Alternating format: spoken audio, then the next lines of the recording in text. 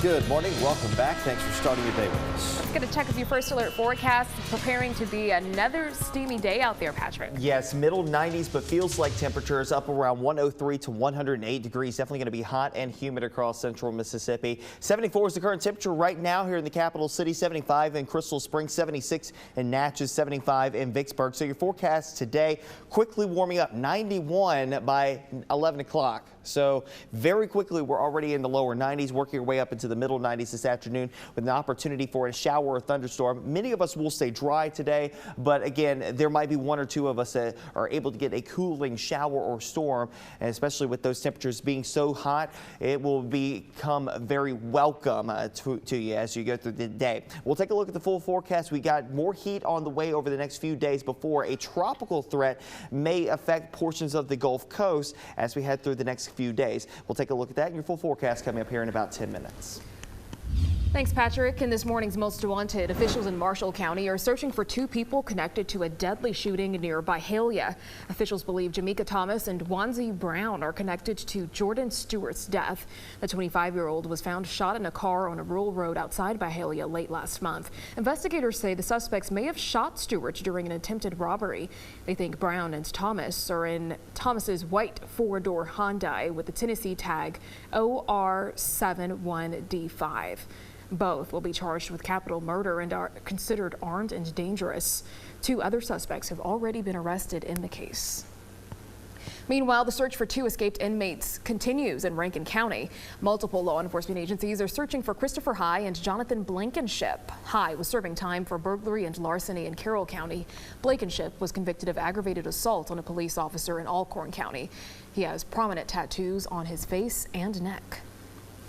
A Rankin County business owner says he found food and clothing and even some blood on his property, indicating the escapees may have been there at some point. Authorities say their job is to protect the public from these two dangerous escapees. As far as City of Pearl, thanks to the sheriff, you'll see a heavy sheriff's office presence in Pearl today throughout the night while this investigation is still going on, and until we can prove they're not here. Sheriff and I both agree that the presence will stay heavy in this area as well. Officials say they expect the inmates to lay low during the day and move at night. The young suspects accused of shooting and killing a man at a neighborhood park in Ridgeland will be back in court today. 3 on your side's Ashley Garner joins us live with the latest developments. Ashley? That's right. A total of 7 people are now facing charges in this murder, and we expect to learn more about their involvement and the investigation during their preliminary hearings later today here in Ridgeland. Take a look at your screen. We are told 2 more people were arrested. We found out about the 2 that had been arrested just yesterday. 5 had already been arrested and charged and behind bars. And yesterday we were told Christopher Coleman and D'Antonio Guyton are both behind bars. They are also Christopher Tyler, Lenzarius Roberts, Isaiah Evans, McCullum, and Darius Farmer were also arrested and are behind bars in the shooting death of 23-year-old Kendrell Miller. All 7 suspects face murder charges and are being held on a $1 million bond. Now, this deadly shooting happened back in June. Investigators say Miller was playing basketball at a Ridgeland park when a truck full of people drove by and started shooting.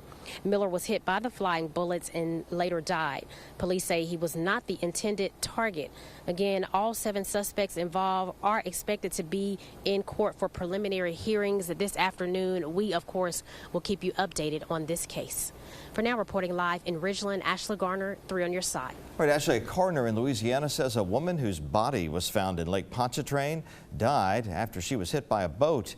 He says Lacey Patrick, a native of Mobile, died from blunt force trauma, not drowning.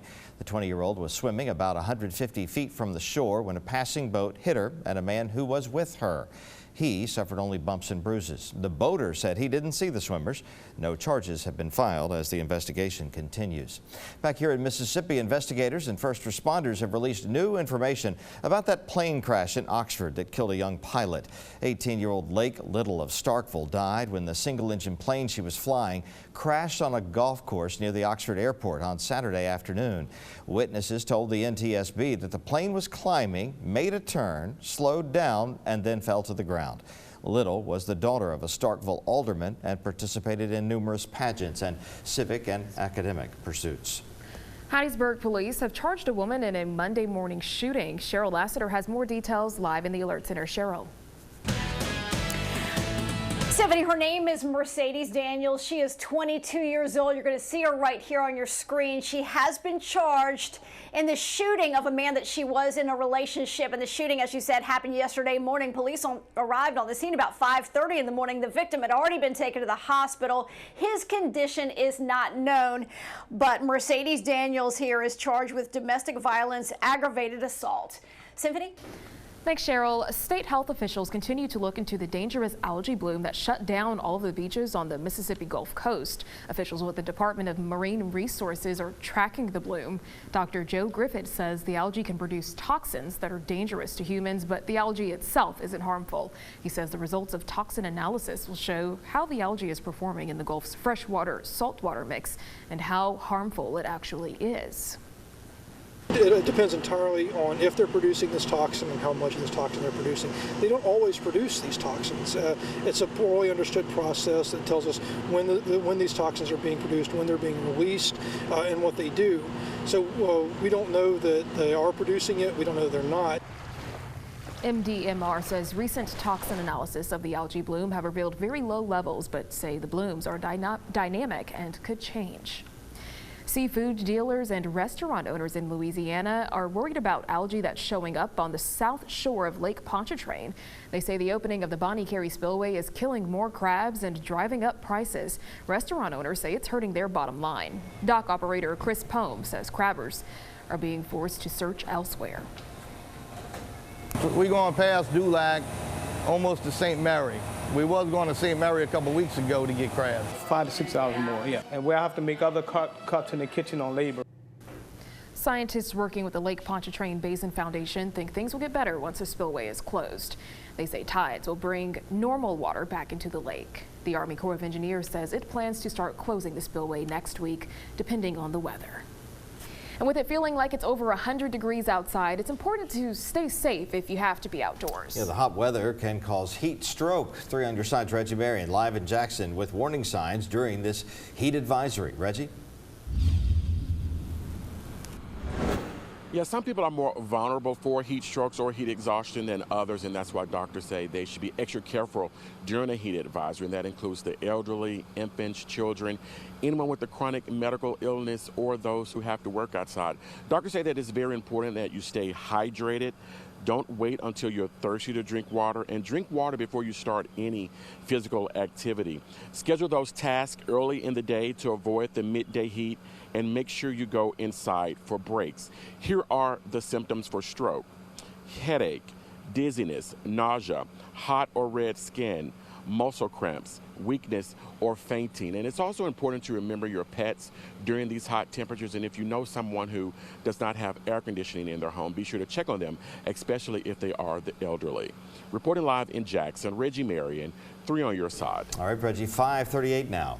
And before we head to break, let's check back in with Patrick. How are things shaping up?